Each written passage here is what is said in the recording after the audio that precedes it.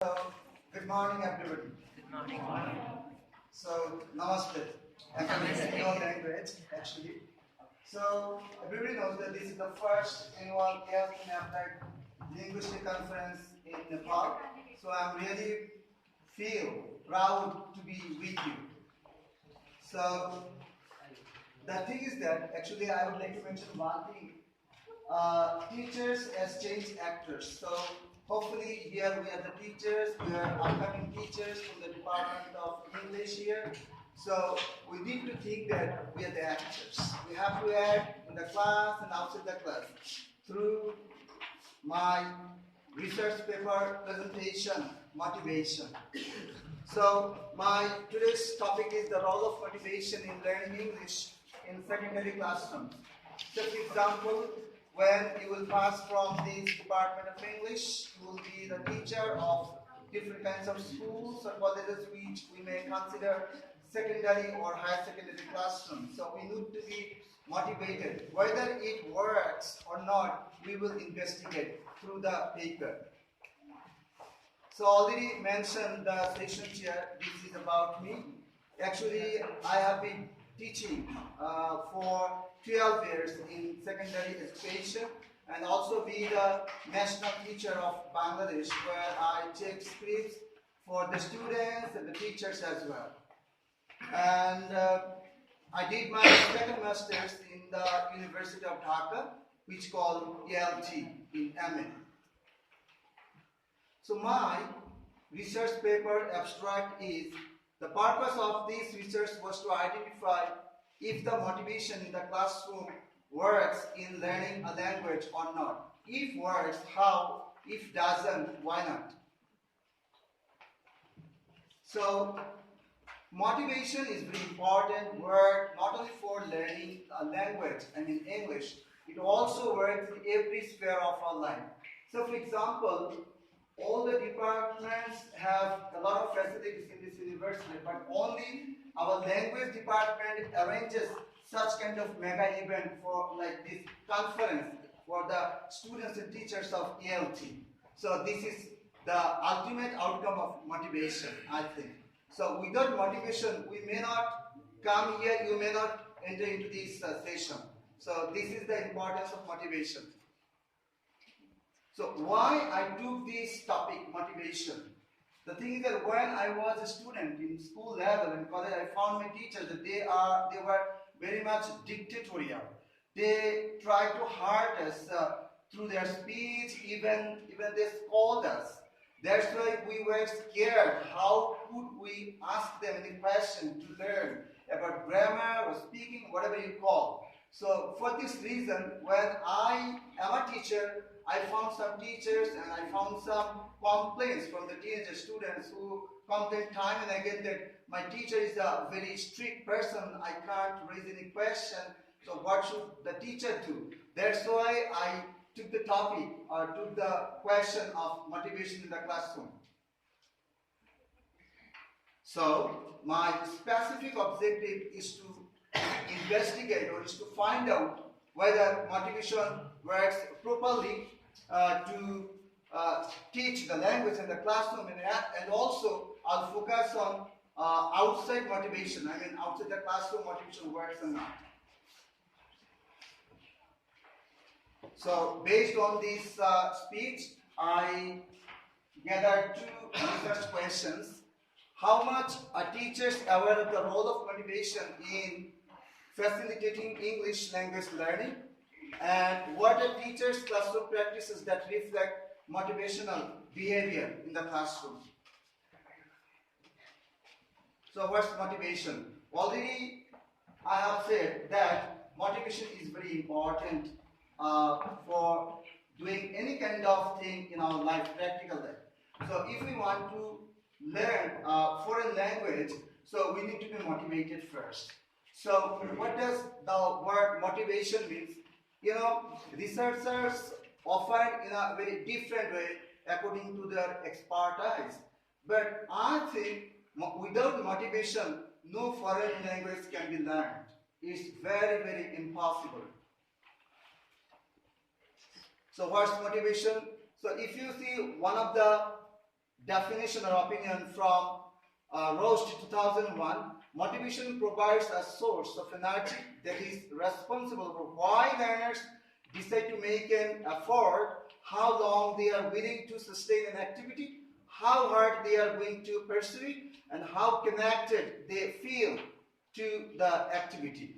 And then another one by McMaster and Baker, motivation is an attribute at the individual describing the psychological qualities underlying behavior in relation to a particular task. It means that whenever you want to do anything, you need to be motivated.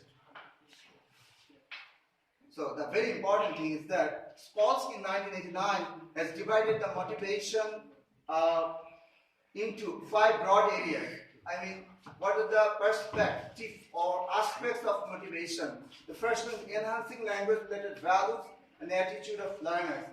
You know, the one person can learn English for going to abroad, and because you will be a worker over there. And one person needs to be a teacher, one person needs to be or wants to be a doctor. So the perspective or aspect or intention of learning English is different. So motivation will be different in that case.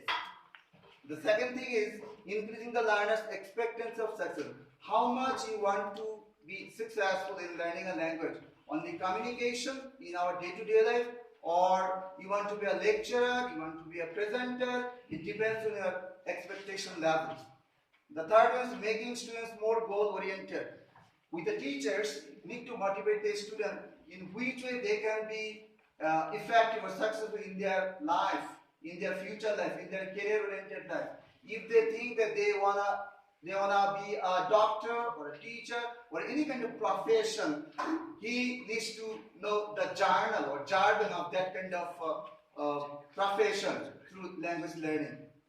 And then number 4, making the teaching materials relevant for the learner. So for example, do you think that the students who want to go abroad for working purpose, he needs to learn the Shakespearean English, the poems of literature of William Wordsworth?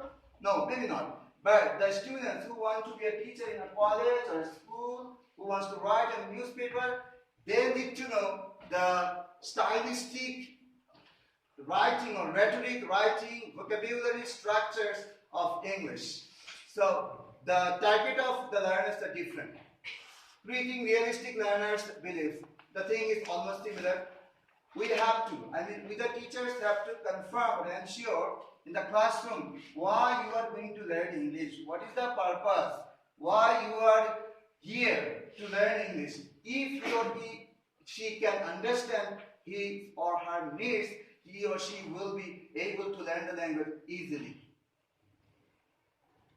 And the relationship between motivation and language learning. This is already been proven that the relationship between motivation and language learning is very crucial and very integral, I think. So if you say the one comment in the slide, without students' motivation, there is no pulse, there is no life in the class. This is Gilkanji, Leong, and Saburi 2012. Already I mentioned that without motivation, no one will do anything. So the teacher's perspective.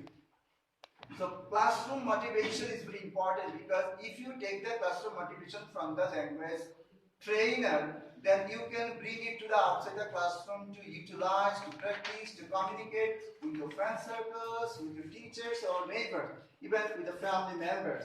So the teacher's perspective can be different because one teacher may think that internal motivation, inside the classroom motivation is very important, and others think in a very different way. They think that the motivation comes from any kind of source, like nature, from other sources outside the classroom.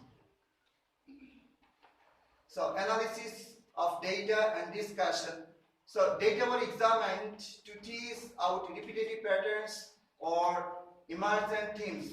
This is by Google 1985, and those patterns were discussed in relation to the literature review in order to display what is the current situation regarding the role of motivation in learning English language at the secondary level classes. I need to mention that this was a research presentation in the University of Dhaka. I deducted so many slides because I had 60 slides. For this reason, I was in a puzzle last night in which slide should be omitted, which should be entitled here. So, in my research methodology, in the case of methodology, I adopted qualitative and quantitative both ways of collecting data process. Qualitative research produces depth answer of research question with one, while quantitative research generates numerical data or data that can be converted into numbers. And qualitative data has been counted from the teachers and quantitative data have been counted from the student side. And for the tools of data collection, I have used teachers' questionnaire, students' questionnaire according to the scale of Likert in 1932, teachers' interview and students' focus group discussion, and classroom observation using a checklist. So for the size and number respondents, I used my local city Mirpur in Dhaka. I went to 3 schools and I found 5 teachers who are practitioners of language training in their classroom, and I got 50 students. Among them, 45 were boys and 5 were girls actually. Absolutely. Hopefully, I didn't find any kind of very hazard or obstacle collecting data because they were my friends, because they were working in different kinds of schools and colleges. When I went there, I found and they were very cooperative. But the thing is that their interpretation was different. I need to change the interpretation in a very logical way to present for you. The other obstacle, you can say, duration. I had only 4 months to finish up this research. So when I got the question answer from the teachers, I found that most of the teachers think that motivation is very important, but 80% teachers cannot use or cannot apply the motivation in the classroom due to the large classroom in the classroom, because it's very tough to control, to regulate the class, maintaining all the situation or context. This is the problem. But 5 teachers, I found that they can change their scenario. They can control the classroom to exert the motivational themes. Yeah, so here are some examples of questions. You see, if I ask a question, can motivate be considered a key effective teaching? Most of the teachers answer that yes, this is positive, but I have some, or we have some problems to imply in our classroom. And this is also mentioned findings from students' questionnaire. But the students were very motivated to answer my questionnaire after the class, because they think that the teacher came to us and asked questions, we should answer. So this is the slides. I should omit it because of time limitation. So the teacher's behavior. The thing is that some teachers think that motivation is the key to make the students able to learn the language. And some teachers think that this can be optional. We need to be dictatorial in the context of Bangladesh. They provided such kind of information. And findings in terms of research questions found that it has been established that motivation is necessary, important, but we need to apply different kinds of motivation for different kinds of learners in the classroom and outside the classroom. And students' behavior in the classroom are different. So, for example, if I give an ethical speech, most of the students behind, they may use Facebook, they may use YouTube, they may use online, WhatsApp, etc. But some of the students will get my speech and they will be able to get my speech. For this reason, they need to be motivated at first. So, limitation of the research already I have mentioned.